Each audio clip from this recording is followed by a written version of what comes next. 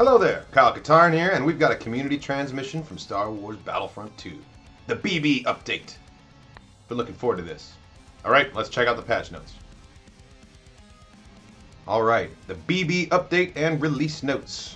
The BB update and Age of Rebellion on the way. We're back with more news and information on the next update for Star Wars Battlefront II. Back in December, we mentioned that both BB-8 and BB-9E would be coming to the game, and you also got a sneak peek at them in the trailer we released. BB-8 will play as an offensive hero. This will help balance out the light side, which currently has a support-oriented roster. That's very true. There's not a whole lot of offense besides maybe Luke.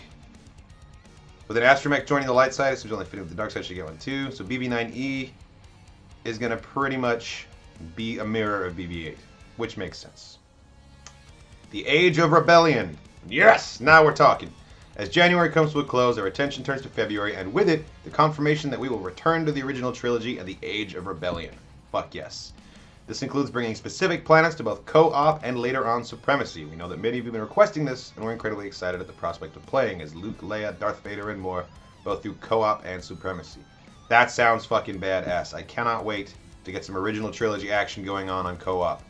Co-op is swiftly becoming one of my favorite modes besides Starfighter Assault, which sadly doesn't seem to be supported anymore. We haven't had a new map in months. With the arrival of the original trilogy, we will make a new name change. Capital Supremacy will simply be known as Supremacy. We're renaming this game mode to encompass all eras as the upcoming original trilogy variant will be fought exclusively on the ground. Wait, what? Capital Supremacy.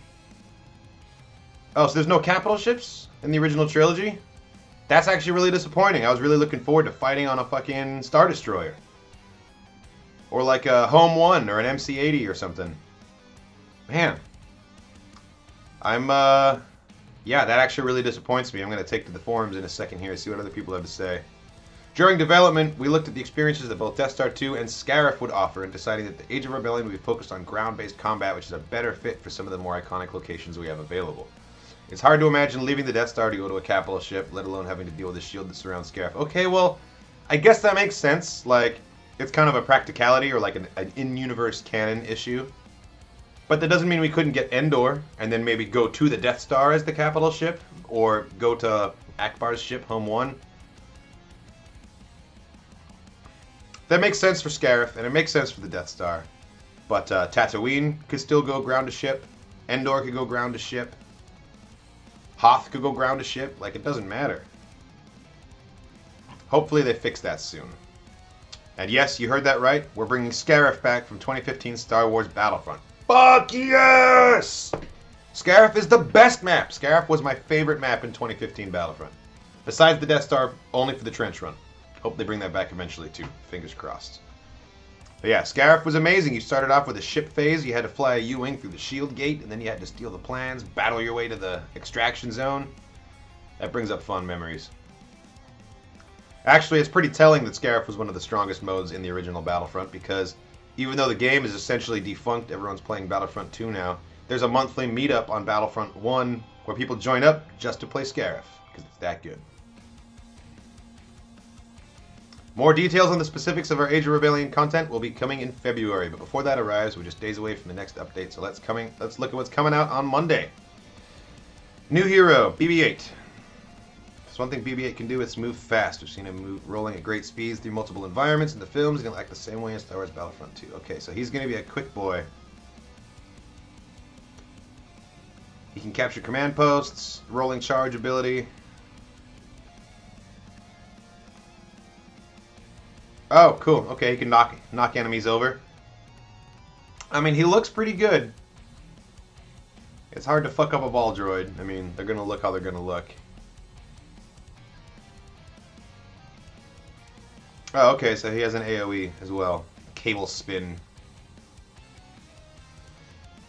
He counts as 2 units when capturing a command post, and activating an objective device is much faster. Swift reaction, excuse me. BB-8 increases the cooldown speed of all nearby character abilities. Upon defeating an opponent, he gets some health back. It's faster than most. Okay, I'm thinking like probably Luke speeds. Dodges to the sides. He can jump higher than blaster heroes. Similar to a Force user in terms of sprinting speed. Okay, so yeah. And he can turn on and off a flashlight, which means he's going to win at Ewok Hunt. He's got a bunch of star cards, which I never pay attention to until I'm actually using him. He gets poses and emotes. Great. Alright, now for his counterpart, BB9E. Smokescreen. Okay, so he does have different abilities. A charge up, which emits a pulse that places a shock prod and all nearby friendly blasters in a super success mode. Shit. That sounds kind of like Finn's aimbot ability. The third is shock spin, which is an AoE attack, very similar to BB-8's. Much faster. Regenerates the main health. Okay, so instead of cooldowns, he regenerates health around him.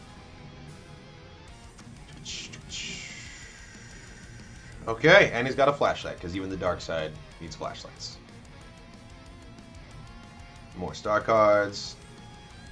Supremacy and instant action. The release of the Age of Resistance into co-op last month was met with a lot of positivity. Yes, because it's awesome. And it was great watching all of you take on our auto players. This month, we're bringing the Age of Resistance to Supremacy, where you'll be able to take on players from all around the world in tug-of-war style gameplay. I don't think I've actually played any capital Supremacy on the channel, so I'll try and make that the next Battlefront video that comes out. With the inclusion of Age of Resistance into Supremacy, we'll be bringing 2 new capital ships to the game. Once the update arrives, we'll be boarding both the MC-85 Star Cruiser and the Resurgent-class Star Destroyer. Well, that's awesome. I mean, that makes sense. The maps, the assets are already in-game from the single-player campaign. Hopefully they can use this time to start building maps for the original trilogy Star Destroyer and like the Blockade Runner or something, so we can start doing ground-to-ship combat in the original Age of Rebellion capital Supremacy as well, because that kind of bums me out that it's going to be ground only. We're getting an air select. Okay. I dig it. I dig it. Auto player improvements. Oh, fuck. The AI players are already hard enough.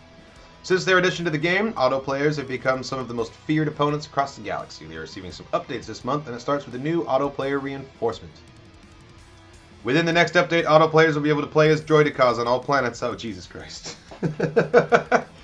We're all gonna die. It wasn't always the best idea to get up and close and personal to an auto player, and now you'll want to be even more careful in the future as auto player troopers and reinforcements will be able to perform melee attacks. Are you kidding? Man, this is about to get way more challenging. I've proved, though. I'm fully in support of these changes. We've created unique hit markers from the attacker's point of view for explosive and melee damage. Explosive damage reduction. Okay. Tweaking the Flame Trooper's UI. Ovisian Gunner spool up functionality. That's a mouthful. We've implemented spool up functionality for the Ovisian Gunner's weapon. Hold zoom to spool up the weapon, ensuring that it's ready to fire immediately when you find a target. That might actually be very helpful. Oh, cool. And they've added it to all of the sentry weapons that the heavies carry. Okay. And then we got the release notes, which probably get into a little bit later here. This looks promising. Not that Battlefront really needed any sort of incentive to get me back in. I've been playing this whole time.